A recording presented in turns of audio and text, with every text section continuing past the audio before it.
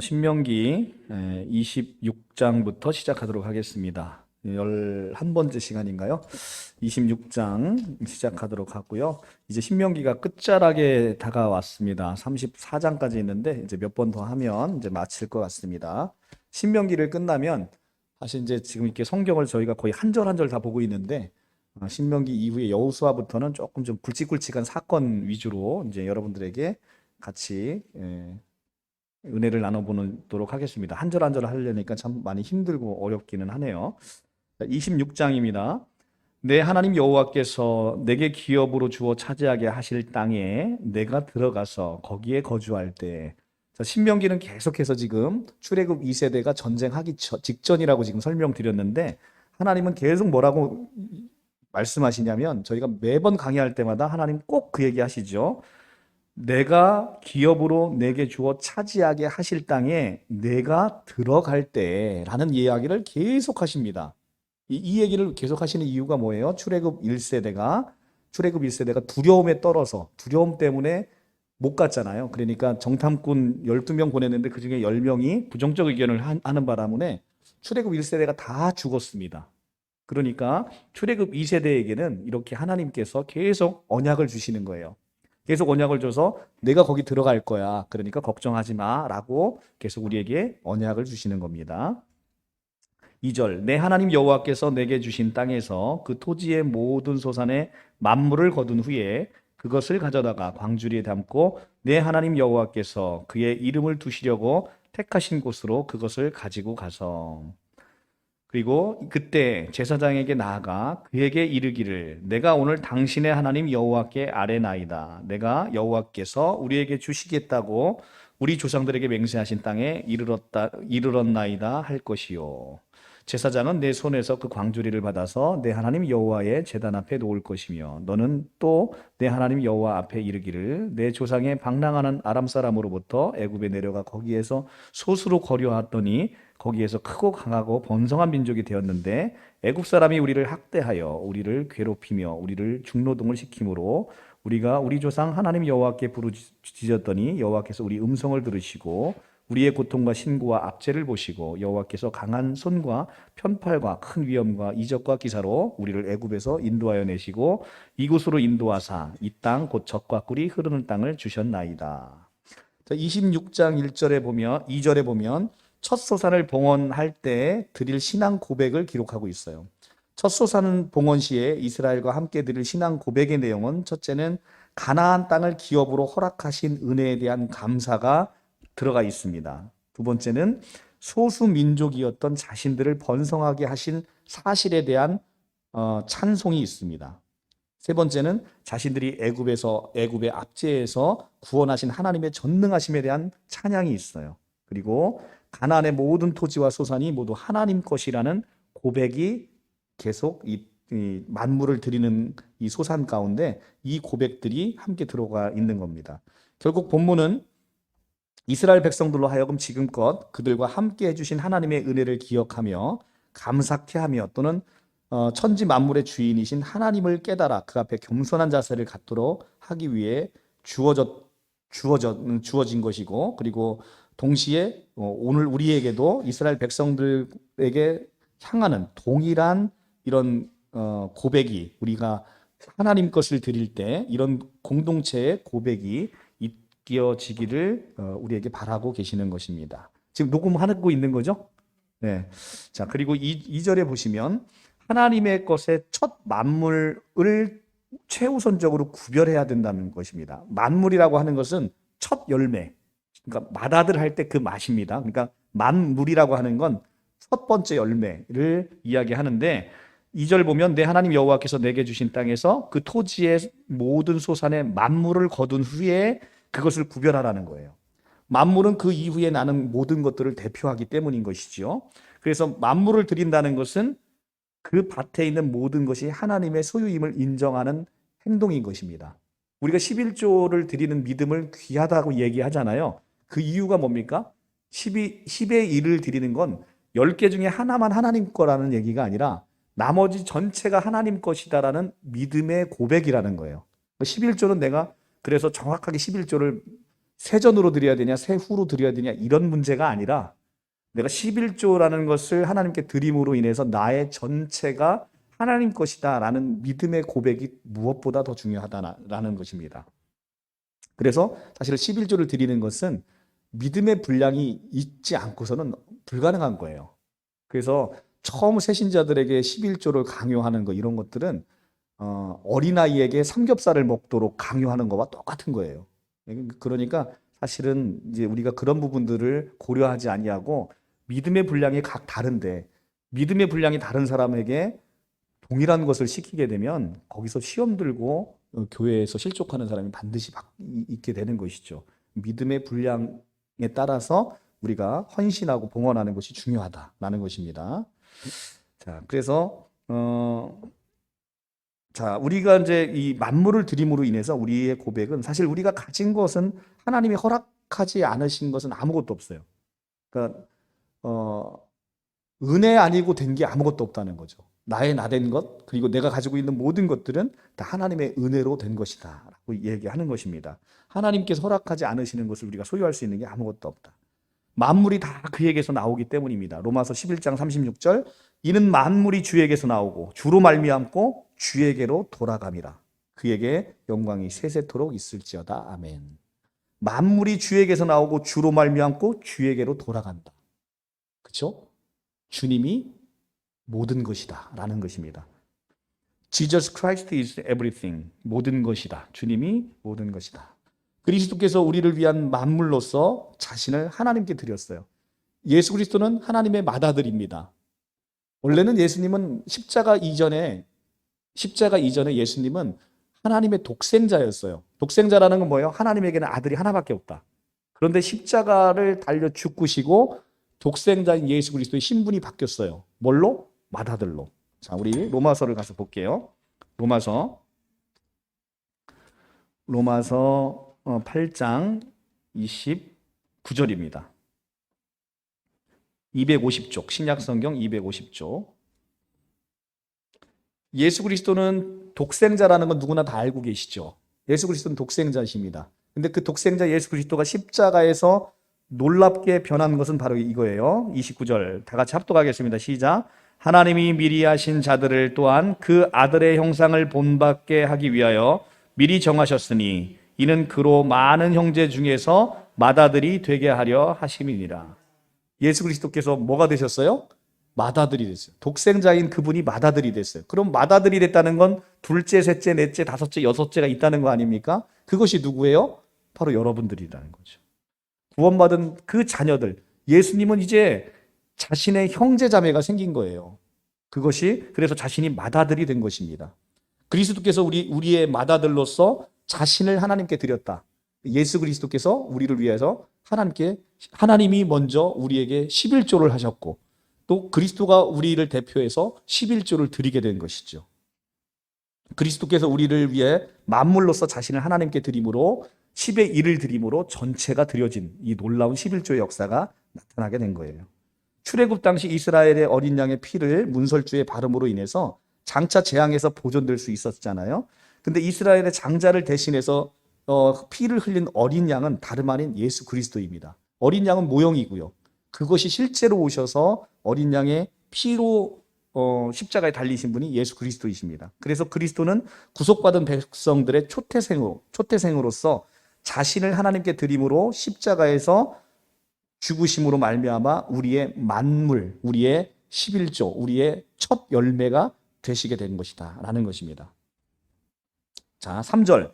그때 제사장에게 이제 만물을 가지고 나아가서 그에게 이르기를 내가 오늘 당신의 하나님 여호와께 아뢰나이다. 우리가 주의해서 봐야 되는 게 이스라엘 백성들이 11조를 가지고 제사장에게 나아가서 하나님께 예물을 드리는데 그때 호칭이 뭐냐면 나의 하나님, 우리 하나님이 아니고 지금 뭐라고 불러요? 당신의 하나님 여호와께. 당신은 누구예요? 제사장입니다. 제사장의 하나님, 당신의 하나님께 구하나이다 라고 할 수밖에 없었다는 거죠. 이스라엘 백성들은. 구약의 이스라엘 백성들은 이렇게 하나님을 나의 하나님, 우리 하나님이라고 부를 수 없는 거예요.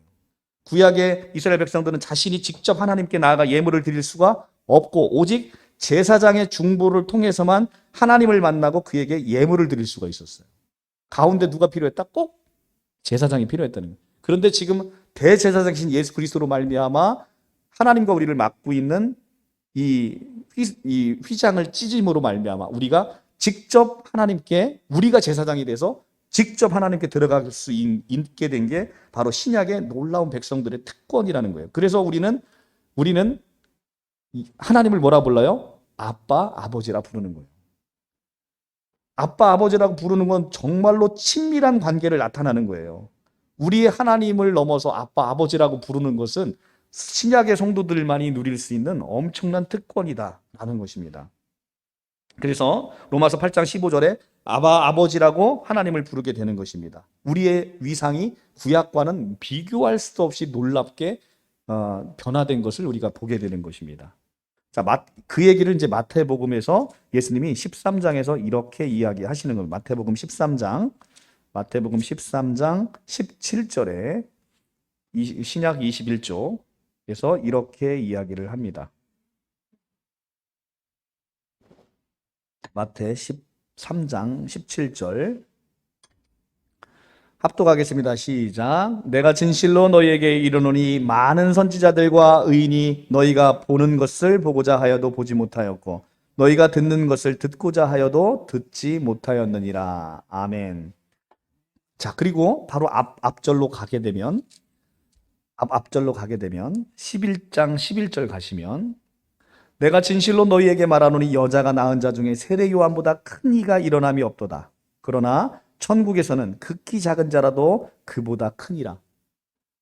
여자가 낳은 자 중에 가장 큰 세례 요한보다 신약의 백성들, 하나님의 나라를 경험하고 하나님의 나라를 이 땅에서 경험하고 있는 백성들은 바로 천국에서 세례 요한보다도 이 땅에서 가장 큰 자보다도 더 크다라고 이야기를 합니다. 이것이 바로 우리의 달라진 위상이라는 거예요. 우리는 하나님을 아버지라 부르는 사람이에요. 구약의 백성들은 예물을 들고 나가도 하나님을 직접 뵐 수 없어요. 그런데 지금 우리는 어때요? 아버지 방문을 그냥 쑥쑥 열고 들어가는 거예요. 여러분들 자녀가 어떻게 옵니까? 여러분 아버님 제가 방을 들어가도 되겠사옵니까? 이렇게 하고 들어가지 않지. 그냥 아빠 하면서 들어가잖아. 그냥 그죠? 그거예요. 그거. 지금 우리는 신약의 백성 그렇게 됐다는 거예요. 구약의 백성은 집 안에도 못 들어가죠. 밖에서 봉헌물 가지고 오면 누가 나와요? 제사장이 탁 문을 열고 나가서 재물만 싹 가지고 들어왔는데 이거 종가비가 갖고 온 거래요. 이렇게 하는 거예요. 밖에서 우리는 그냥 그 두려운 하나님을 마주하고 있는 거죠. 신약의 백성은 문을 뻑 차고 들어가죠. 우리 아들도 가끔 문을 뻑 차고 들어와요. 아니 이놈이 뭐 하는 거야? 그러면 이제 헤헤헤 이러고 이제 하는 것이죠. 이것이죠. 바로 아빠, 아버지. 이 달라지는 이 신약의 놀라운 하나님의 자녀들의 위상인 것입니다. 진짜 여러분들은 하나님의 자녀가 됐으니까요. 하나님의 자녀가 됐다는 건 하나님의 모든 권세를 갖고 있다는 거예요. 얼마나 놀랍습니까? 하나님의 모든 권세를 갖고 우리에게 충만하게 하나님의 존귀와 위엄과 영광을 머리 대심을 다 우리에게 상속자로 세우셨고 우리를 진짜로 예수 그리스도 독생자에게 주신 모든 권한을 아들들에게 똑같이 나눠주시는 그 놀라운 하나님을 우리가 날마다 경험해야 좋겠습니다. 네, 이렇게 말씀을 받고요. 5장에서 9절을 쭉 보면 하나님의 손에 잡힌 자의 그 놀라운 변화와 축복을 우리가 이제 보게 됩니다. 11절 보면 내 하나님 10절입니다. 10절 여호와께서 이제 주께서 내게 주신 토지 소산의 만물을 가져왔나이다 하고 너희는 그것을 내 하나님 여호와 앞에 두고 내 하나님 여호와 앞에 경배할 것이며. 자, 이게 구약의 백성들입니다. 11절 내 하나님 여호와께서 너와 내 집에 주신 모든 복으로 말미암아 너는 레위인과 너희 가운데 거류하는 객과 함께 즐거워할지니라. 자, 이스라엘 레위인과 거류하는 객과 함께 즐거워하라는 것은 하나님의 긍휼과 자비와 사랑을 엿볼 수 있습니다. 막힌 담을 허물고 주의와 소외된 자들의 아픔을 당하고 있는 자들과 고통 가운데 있는 자들을 돌아보고 그들과 함께 기쁨을 나누라는 거예요. 하나님의 긍휼하심과 자비와 사랑이 그대로 묻어 있는 거죠. 자, 26장 13절, 12절부터 15절까지는 매 3년마다 제21조를 전용하여 쓰여질 구제 11조 규례에 관한 준수 명령입니다. 셋째 해에 곧 11조를 드리는 해에 내 모든 소산의 11조 내기를 마친 후에 그것을 레위인과 객과 고아와 과부에게 주어 내 성읍 안에서 먹고 배부르게 하라.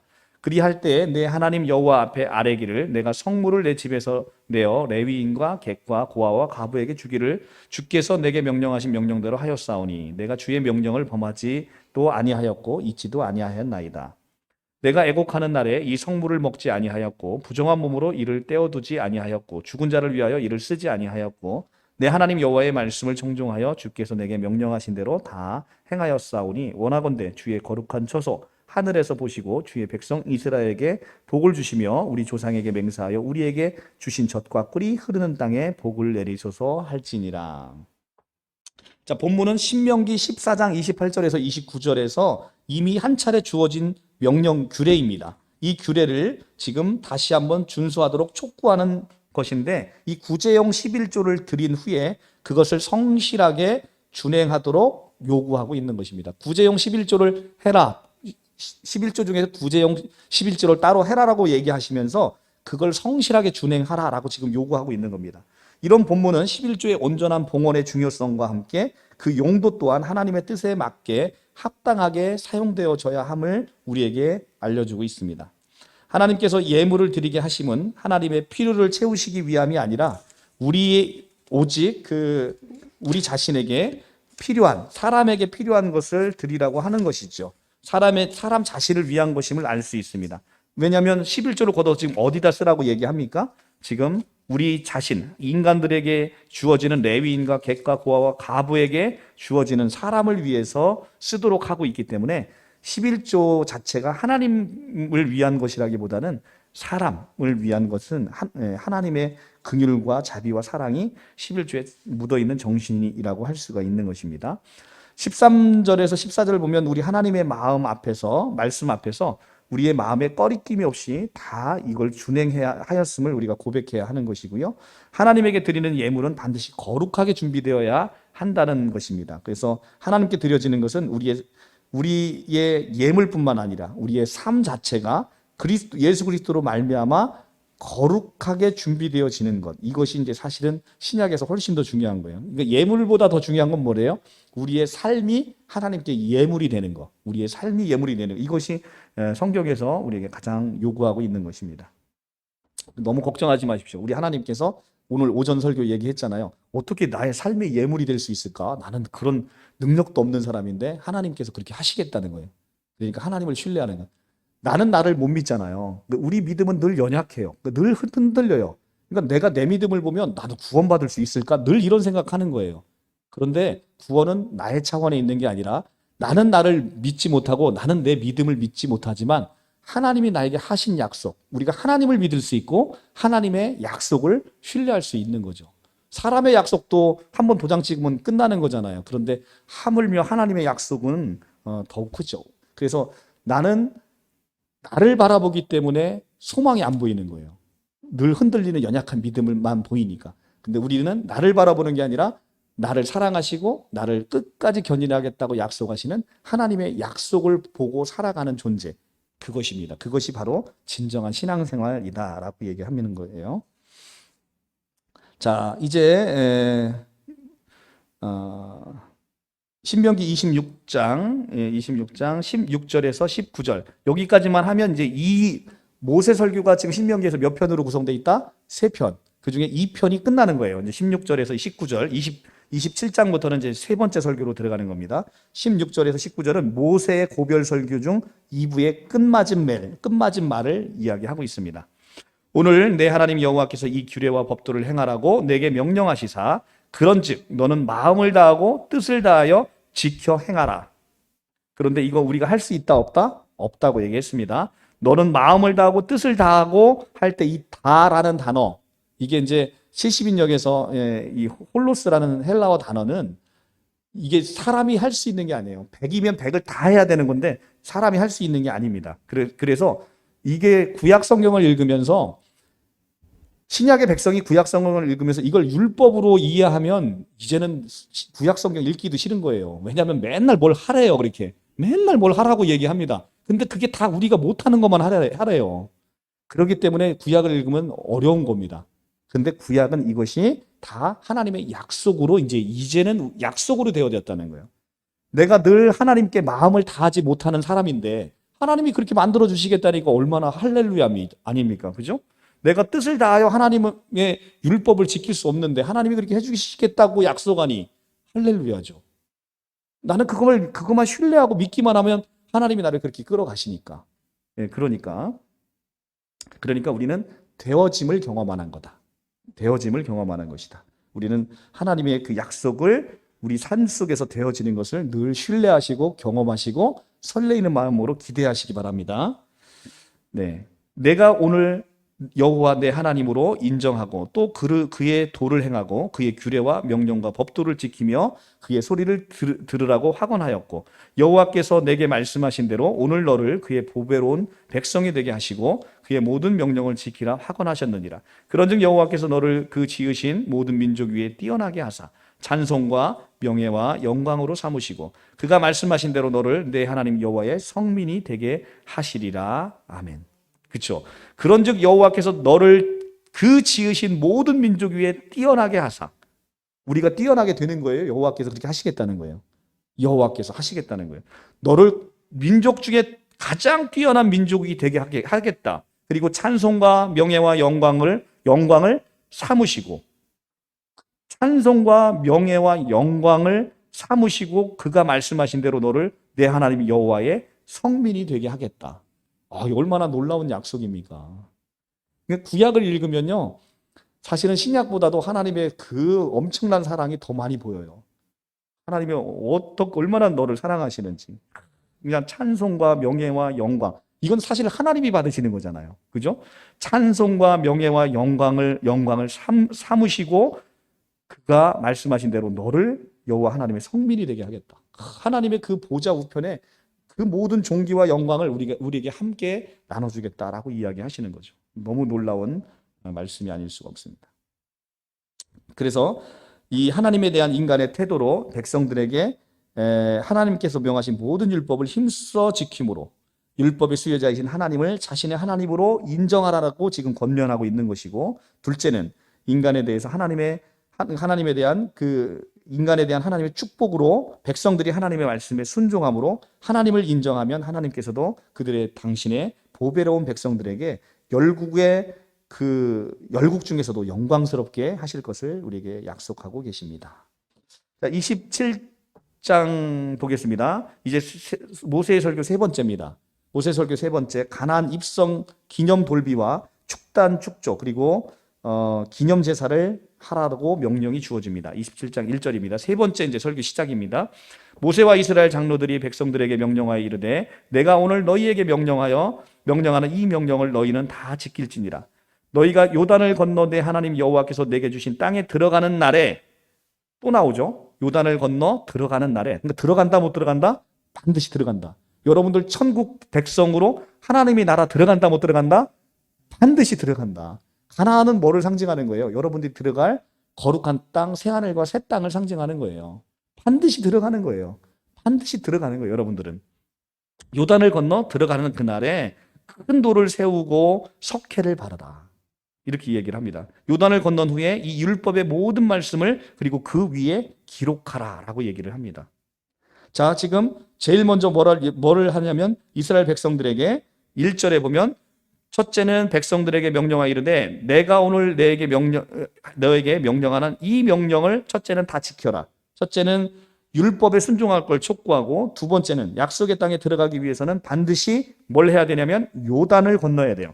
너희가 요단을 건너. 우리가 요단강 건너간다 그러잖아요. 옛날에 요단강 건너가면 뭐라 그러는 거예요? 죽는 거예요, 죽는. 근데 그건 맞는 얘기예요. 요단을 건넌다는 의미는 뭐냐면 세상과 내가 단절되는 거예요. 세상과 내가 단절되기 때문에 우리는 그걸 죽음이라 표현하는 거예요. 그러니까 옛날 분들이 성경을 몰라도 아주 지혜로운 분들인 거죠. 그래서 약속의 땅에 들어가기 위해서 반드시 건너야 될 강이 뭐예요? 요단강이에요. 요단을 건너야 돼요. 요단을 건너가지 않으면 약속의 땅에 갈 수 없어요. 우리는 세상에서 건진 바 되어야 아들의 사랑의 나라로 옮겨지는 것과 마찬가지입니다. 그래서 우리에게 축복의 길목에서 반드시 넘어야 할 요단이 지금 무엇인지를 한번 생각해 봤으면 좋겠어요. 첫째는 세상입니다. 세상을 건너가야 돼요. 둘째는 내가 꼭 남들과 다른 나만의 요단이 있어요. 내가 건너지 못하는 나만의 요단을 무엇인지를 생각하면서 여러분들 그 요단을 건너가시기 바랍니다. 여러분들에게 건너갈 힘이 없으면 하나님께서 그걸 건너게 해주신다는 거죠. 자, 2절 보면 모세가 이스라엘 백성들의 가나안 입성 직후에 행해야 할 두 가지 의식에 대해 말씀하고 있어요. 두 가지 의식을 말씀하고 있는데, 자, 3절 보면 요단을 건넌 후에 이 율법의 모든 말씀을 기록하고 그리하면 내 하나님 여호와께서 내게 주신 땅 젖과 꿀이 흐르는 땅에서 내가 들어가기를 내 조상들의 하나님 여호와께서 내게 말씀하신 대로 하리라. 내가 요단을 건너거든 내가 오늘 너희에게 명령하신 이 돌들을 에발산에 세우고 그 위에 석회를 바를 것이며 또 거기에서 내 하나님 여호와를 위하여 제단 곧 돌단을 쌓되 그것에 쇠 연장을 대지 말지니라. 너는 다듬지 않은 돌로 내 하나님 여호와의 제단을 쌓고 그 위에 내 하나님 여호와께 번제를 드릴 것이며. 그냥 읽으면 무슨 말인지 하나도 모르겠죠. 뭘 하라는 건지, 이게 또 왜 하라는 건지 아무것도 모르잖아요. 자, 그래서 우리가 이제 말씀을 이제 같이 보는 게 의미가 있는 거죠. 자, 모세가 이스라엘 백성들에게 가나안 직후에 행해야 될 두 가지 의식을 말하는데, 첫째는 에발산에서 율법을 새길 그 돌비와 그 제사를 위한 돌단을 축조하라고 얘기를 합니다. 그리고 거기서 축조하고 제사를 드릴 거를 명하고 있습니다. 그래서 에발산에 율법을 새긴 돌비와 돌단을 축조하고 제사를 드리는 것, 또 하나는 그리심산과 에발산에서 축복과 저주의 선포 의식을 거행할 것을 명하고 있는데, 그 중에 본문은 돌비와 돌단을 지금 축조하라는 명령을 지금 하고 있어요. 자, 고대 근동 지역에서 기념이 될 만한 사건이나 상호간의 언약을 할 때 뭘 세우냐면 돌비를 세웁니다. 창세기 때 보면 계속 이제 분쟁이 있고 분쟁이 끝나고 나면 뭘 세웁니까? 돌비를 세우는 거예요. 그것이 바로 뭐냐면 서로가 이제 우리 싸우지 말고 잘 지내자, 이렇게 언약의 돌비란 말이에요. 이 돌비를 세우는데, 그런 맥락에서 지금 모세도 이스라엘 백성들로 하여금 약속의 땅에서 하나님의 뜻에 살겠다라는 의지의 표시로 뭘 세워라? 돌비를 세우고 그곳에 율법을 새겨서 기념비로 삼으라는 거예요. 그러니까 하나님한테 내가 이 돌비 세워서 하나님, 내가 이제 하나님 말씀 잘 듣고 이 땅에서 나 전 진짜로 하나님께 순종하며 잘 살겠습니다 라는 의미로 돌비를 세우라는 거예요. 4절에 보면 특기할 만한 게 있는데, 이 돌비를 우리가 축복의 산은 어디예요? 그리심산이고, 저주의 산이 어디입니까? 에발산이에요. 그러니까 그러니까 두 부류로 올라가서 그리심산의 한쪽에 올라가고 에발산이 마주보고 있는데, 이쪽에 올라간 그리심산에 올라간 사람은 축복을, 에발산에 올라간 사람은 서로를 향해서 그 축복을 선포하고 저주를 선포하라고 이렇게 하고 있는데, 지금 축복을 선포할 그리심산이 아니라 저주를 선포할 에발산에 이 돌비를 세우라고 합니다. 이유가 뭘까요? 바로 율법 아래 있는 자는 저주 아래 있다는 것을 알려주기 위해서 그런 거예요. 율법 아래 있는 자는 저주 아래 있죠. 왜냐하면 율법을 지키지 못하니까. 이게 로마서 말씀이잖아요. 율법 아래 있는 자는 저주 아래 있다는 것과 율법에 불순종하는 자에게 미칠 저주의 심각성을 알려주기 위해서 그리심산이 아니라 에발산에 이 돌비를 세우라고 하시는 겁니다. 그리고 5절에 가면 거기서 내 하나님 여호와를 위하여 제단에 돌단을 쌓되 그것에 새 연장을 대지 말라고 합니다. 제단을 쌓는데 다듬지 않은 돌로 쌓으라고 하는 것은 하나님에게 나아가는 자는 가식 없는 신앙으로 나아가야 된다는 거죠. 그래서 하나님에게 나아가는데 인간의 공로가 전혀 필요치 않다. 새로 다듬는다는 건 뭐예요? 인간의 공로를 얘기하는 거예요. 인간의 공로가, 하나님에게 나아가는 데는 인간의 공로가 필요 없다는 거예요. 그래서 6절에 너는 다듬지 않은 돌로 내 하나님 여호와의 제단을 쌓고 그 위에 하나님의 번제를 드리라. 이건 뭡니까? 이 하나님의 대속적인 죽음을 통해서 죄사함을 받고 하나님에게 나아가는 것이지, 너의 공로로 네가 다듬어서 하나님에게 나아가고 제사 드리는 게 아니라는 거예요. 그래서 하나님께 나아가는 장소인 제단은 인간이 인위적으로 조작해서 만드는 것이 아니라, 하나님에게 나아가는 데는 인간의 공로가 조금도 필요치 않고 개입될 수도 없고 오직 하나님의 은혜로만 가능하다는 사실을 이 구절을 통해서 지금 우리에게 보여주고 있는 거예요. 그러니까 이 구약 성경을 이렇게 지금 풀어드리지 않으면 잘 모르겠죠. 아니 이게 왜 새 연장을 대지 말라는 이유는 뭔가, 이런 게 모르잖아요. 근데 이런 것들을 이제 우리 교부들이 이미 초창기 때, 이건 뭐 제가 계시받아서 아는 게 아니고요. 우리 총회장님은 막 계시받아서 안다고 하는데 저는 계시가 1도 없어요. 저는 다 남의 해놓은 거 컨닝하는 거예요, 컨닝. 근데 교부들이 다 그것들을 이렇게 말씀의 깊은 의미들을 우리에게 다 이미 주셨다는 거예요. 그 깊은 영성을 통해서 이미 다 주셨습니다. 그래서 저는 이제 그걸 공부해서 여러분들에게 컨닝을 해서 여러분들에게 알려드리는 것입니다. 저를 막 계시받은 사람 이런 건 저는 1도 없습니다. 자, 그래서 이렇게 성경이 구약 성경부터 신약 성경까지 보면 계속 보면 계속 일맥상통하죠. 우리 구원에 관해서 나타나는 모든 것들을 보면 야, 인간 니네가 할 수 있는 게 아무것도 없다는 것을 계속 보여주는 거예요. 그러니까 하나님께서 하시는 것에 대해서 우리는 그 구원의 은혜로만 감사하고 살아가야 되는 족속인 것이죠. 자, 5절에 보면 여기서 거기가 어디입니까? 바로 율법의 돌비를 세운 에발산을 말합니다. 율법의 돌비를 세운 바로 그곳에 희생제사를 드릴 제단을 세우게 하신 이유가 뭡니까? 바로 그 율법을 어긴 죄는 희생제사를 통해서만 속죄함을 받을 수 있다는 걸 알려주는 겁니다. 이 희생제사를 통해서만 율법을 어긴 그 죄를 속할 수 있고, 이건 궁극적으로 율법의 저주는 구약의 모든 희생제사로 이루어져서 우리가 사함을 받는데, 모든 희생제사가 예표하는 게 뭡니까? 바로 그리스도의 대속 죽음을 통해서만 너희가 죄사함을 받을 수 있다는 것을 알려주는 것입니다. 그래서 에발산에서 거기에 율법의 돌비를 세우고 거기서 제단을 쌓아서 제사를 드리라고 하는 이유가 바로 그것입니다. 6절에 요단을 건너가면 가장 먼저 해야 할 것으로 돌단을 쌓고 제사를 드리는 일인데, 이처럼 제사, 이 제사가 신약에는 예배로 바뀌었잖아요. 왜냐하면 예수님께서 영원 단번 제사로 이제 제사는 끝냈어요. 제사는 끝냈으니까 우리는 더 이상 제사를 지낼 게 있다 없다? 더 이상 제사를 드릴 건 없어요. 그러니까 우리가 드리는 것은 이제는 제사를 드리는 게 아니라 예배를 드리는 거예요. 구원의 감격을 하나님께 올려드리는 거라. 그래서 옛날에 이제 우리 어렸을 때 저희도 이제 제사를 많이 지냈었는데, 제사 지낼 때 참 따지는 것도 많아요. 막 깔끔하게 씻고 옷도 딱 입고 이렇게 막 아주 정성껏 제사를 드려요.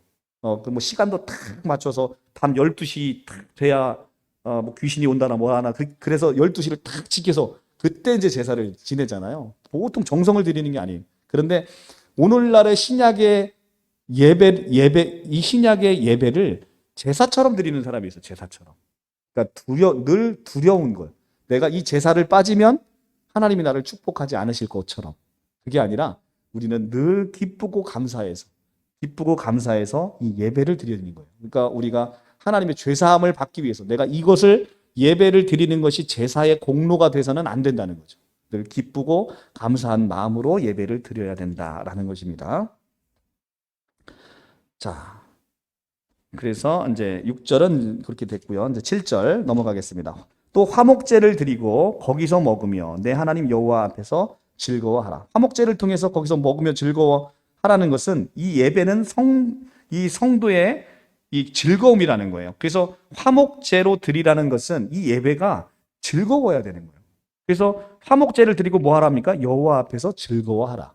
여호와 앞에서 즐거워하는 거예요. 우리는 이 예배를 통해서 예배가 두려우면 안 되는 거예요. 예배는 즐거우셔야 되는 거예요. 예배는 즐거워야 된다.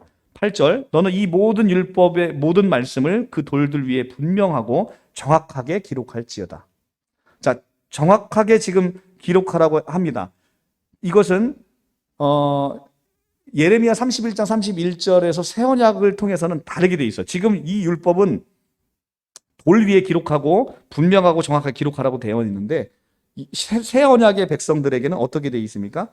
하나님께서 우리 마음에 이 율법을 자신이 새기겠다라고 이야기하시는 거잖아요. 그래서 구약에는 우리가 율법의 돌비를 새기는 거지만 신약에서의 새 언약의 백성은 하나님께서 우리 마음에 이 율법을 새겨서 선물하신다는 거예요. 다 이루어서 율법의 그 모든 항목을 예수님이 다 이루어서 선물로 주신다라는 것입니다. 자, 9절 모세와 레위 제사장들이 온 이스라엘에게 말하 이르되 이스라엘아 잠잠하여 들으라. 오늘 내가 내 하나님 여호와의 백성이 되었으니 그런즉 내 하나님 여호와의 말씀을 청종하여 내가 오늘 내게 명령하는 그 명령과 규례를 행할지라. 하나님의 말씀을 잠잠히 듣는 것은 순종의 첫걸음입니다. 순종이 어려운 게 아니에요. 순종이라는 건 하나님의 하나님 되심을 인정하는 거예요. 그것이 순종의 첫걸음이에요. 하나님의 하나님 되심을 인정하고 하나님의 말씀에 귀를 기울이는 거예요. 그것이 순종의 첫걸음입니다. 9장 10절, 9절에서 10절 보면 이 행위는 구원의 조건이 아니라 구원받은 자가 보이는 감사의 반응임을 우리가 알 수 있어요. 그러니까 우리가 말씀에 순종하고 하나님 말씀에 청종하는 것은 구원받기 위한 조건적 행위가 아니라 구원받은 백성으로서 하나님 말씀에 그 은혜를 느끼게 되면 은혜 받은 자로서는 당연히 은혜를 주신 분에 대한 생각과 순종이 뒤따르게 되는 것이죠.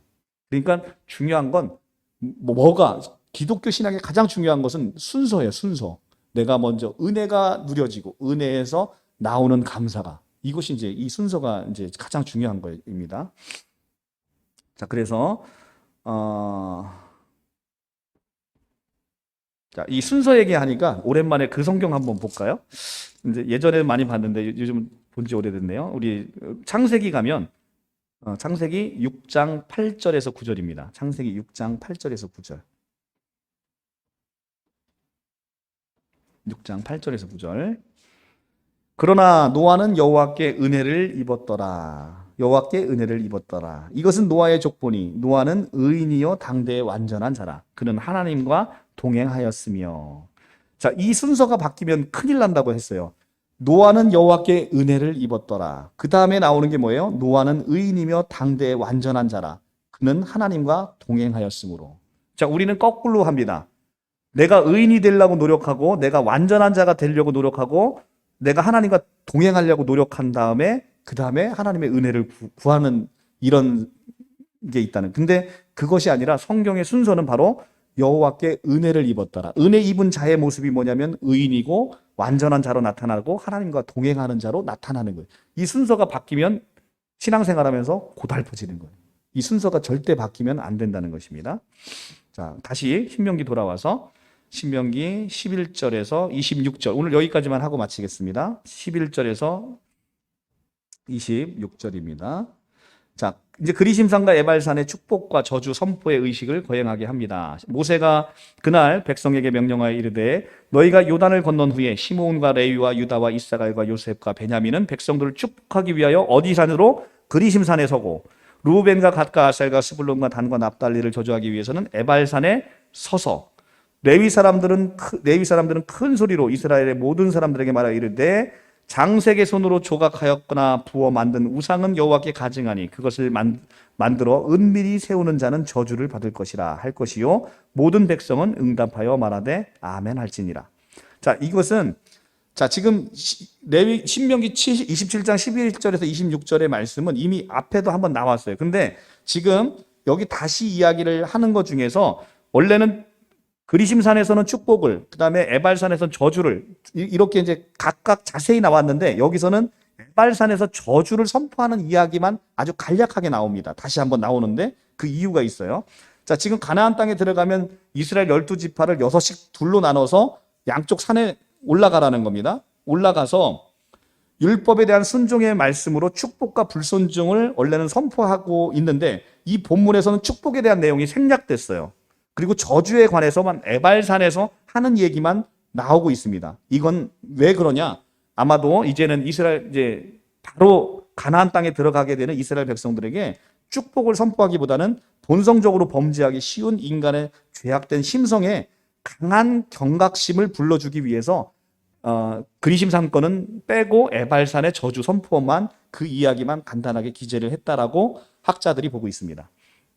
자, 12절에 보면 백성들을 축복하기 위해 그리심산에 올라간 6지파의 대표들은 누구냐면 야곱의 정부인 레와와 라헬의 후손들입니다. 그런데 정실의 후손이지만 근친상간의 죄로 인해서 장자권을 상실한 루벤과 레아의 막내 아들 스불론은 반대편 산인 에발산에 올라갔습니다. 그런데 이러한 구분이 결코 축복산에 오른 자만 축복이 받고 에발산에 올라간 자는 저주를 받는다, 이런 의미가 아니에요. 그러니까 왜냐하면 축복에 올라간 자가 산 앞에를 보고 축복을 선포하고 에발산에 올라간 자가 앞에를 보고 저주를 선포하니까 어떻게 보면 반대가 되는 거예요. 축복에 올라간 자는 앞에서 오는 저주를 보는 거고, 이 축복을 산에 있는 사람은 이쪽을 향해서 저주를 받게 되는. 근데 이것은 뭐를 얘기하냐면, 그리스도께서 우리는 죄를 있잖아요. 그리스도께서는 의를 갖고 계시고 우리는 죄를 갖고 있단 말이에요. 서로 교환하는 거예요, 교환. 서로 교환하는 그 원리를 설명해 주고 있는 것이죠. 그래서 어디에 올라갔다라고 해서 그 민족은 축복받고 이건 저주받고 이런 게 아니라, 기본적으로 나오는 것은 이러한 부분이 결코 축복의 대상이 자신들의 어떤 혈통에 있는 게 아니라 하나님의 말씀에 순종하느냐 순종하지 않느냐의 문제에 달려 있다는 것이에요. 혈통으로 나는 원래부터 나는 뭐 예수 믿는 집에서 태어났는데 이게 아니라 나의 축복의 대상은 내가 나의 삶이 하나님께 순종하느냐 그렇지 않느냐에 달려 있다는 거예요. 내 혈통이 중요하지 않다는 거예요. 15절 보면 장색의 손을 조각하거나 부어 만든 우상은 가증하니 그것을 만들어 은밀히 세우는 자는 저주받을 것이다. 그리고 모든 백성이 응답하여 말하되 아멘 할지니라. 자, 아멘은 무슨 뜻이에요? 그렇습니다. 그렇게 되길 바랍니다. 그렇게 이루어 주소서라는 동의의 메시지입니다. 계시록 3장 14절에서 예수 그리스도를 나타내는 말로 사용된 이 아멘이라는 것은, 아멘이라는 말은 예수 그리스도께서 예수 그리스도를 인격화시켜서 나타내는 것은 예수 그리스도께서 바로 하나님의 말씀의 성취이자 말씀이 육신이 되신 분이라는 것을 우리에게 보여주는 거예요. 그러니까 아멘이신 분이 누굽니까? 바로 예수 그리스도예요. 아멘은 예수 그리스도로 정점이 이르게 된 거예요. 하나님의 말씀에 100% 순종한 사람이 누구밖에 없어요? 예수님밖에 없어요. 예수님 외에는 하나님의 말씀에 온전히 순종한 사람이 있다 없다? 없다. 그래서 우리는 그분을 뭐라고 부르는 거예요? 아멘이신 분이라고 요한계시록 3장 14절에 나오는 거예요. 아멘이신 분은 누구밖에 없어요? 예수 그리스도. 그래서 우리는 그 예수 그리스도의 형상을 닮아가는 자로 하나님의 말씀을 들을 때 아멘 하는 겁니다. 자, 그래서 아멘은 예수 그리스도께서 하나님의 말씀을 온전히, 말씀이 육신이 되어 이 땅 가운데 오셔서 온전히 순종하는 삶으로 우리에게 성취하신 것이다. 그래서 이 아멘의 의미는 단순히 뭘 지지를 나타나는 것에 넘어서 말씀 성취에 대한 간절한 소원과 말씀을 자신의 삶에 적용하기를 원하는 결단적인 의지를 함께 표현하고 있는 말입니다. 그래서 아멘은 하나님의 말씀에 대한 성도의 전인격적인 응답의 표현이라는 거예요. 나의 전인격적인 응답이 바로 아멘입니다. 예수 그리스도의 형상이, 하나님의 말씀이 내 안에 이루어지고 나의 삶에 이루어지기를 원합니다 라는 의미가 아멘이라는 것이죠. 네, 그렇습니다. 네, 우리가 그 아멘 늘 하는데 그런 깊은 의미가 있다는 것이죠. 하나님의 말씀을 선포할 때 우리는 축복의 약속의 말씀뿐만 아니라 에발산에서 선포되는 저주의 말씀도 함께 선포되어야 되는 거예요. 축복만을 선포해서도 안 되고 저주만을 선포해서도 안 되는 거죠. 우리가 하나님의 말씀에 순종할 때는 축복의 삶으로, 하나님의 말씀에 순종하지 않을 때는 저주의 삶으로 있다는 것을 우리는 분명히 깨달아 알려줄 필요가 있는 거예요. 그러니까 우리가 복음을 선포할 때는 축복만을 선포해서도 안 되고 저주만을 선포해서도 안 된다. 하나님께서는 축복을 주시고 저주를 주신다.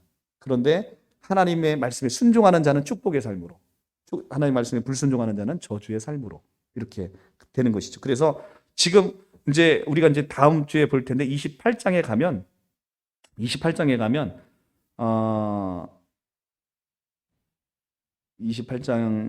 아니군요.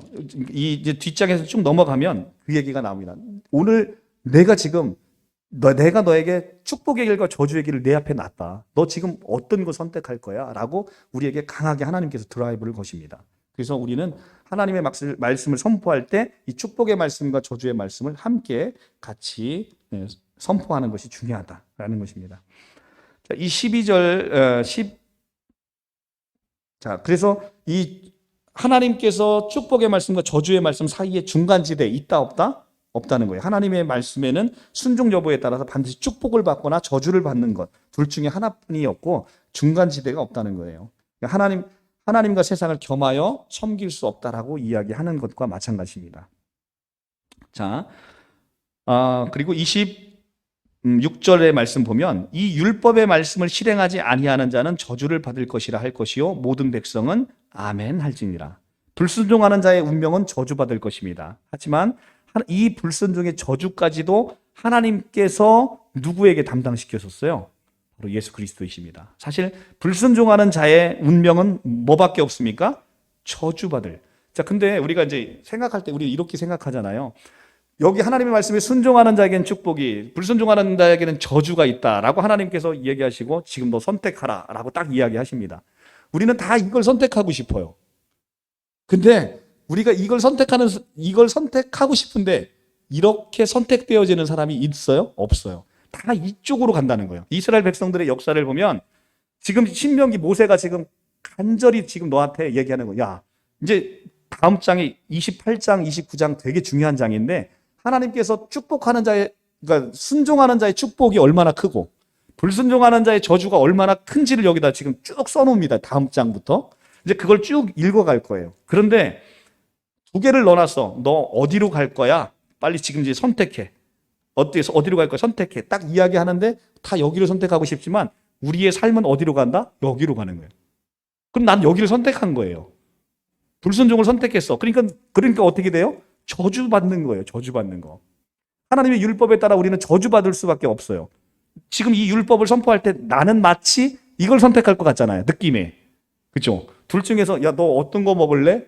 나 이거 먹을래요. 라고 할 것 같은데 그렇게 안 된다는 거죠. 다 이거 선택한다는 거예요. 이거 불순종을. 그러니까 결국 우리는 어떻게 돼요? 저주받게 되는 거예요. 그런데 저주받을 우리의 인생을 그 죄를 누구에게 담당시키셨다? 바로 예수 그리스도에게 담당시켜서 이 불순종한 너희 죄까지도 다 하나님께서 사해 주셨다는 거죠. 그게 은혜고 그게 복음이라는 거예요. 난 일로 가고 싶었어. 근데 이게 못 가. 근데 여기로 갔어. 아, 얼마나 하나님 보시기에 안타깝고 불쌍해요. 그런 인간의 모든 죄의 그 불순종의 저주를 예수께서 담당하시고 십자가에 달려 돌아가셨다라는 것입니다. 마지막 말씀으로 우리 갈라디아서 2장 13절 말씀을 보면서 말씀 마치겠습니다. 갈라디아서 2장 13절 말씀 304쪽입니다.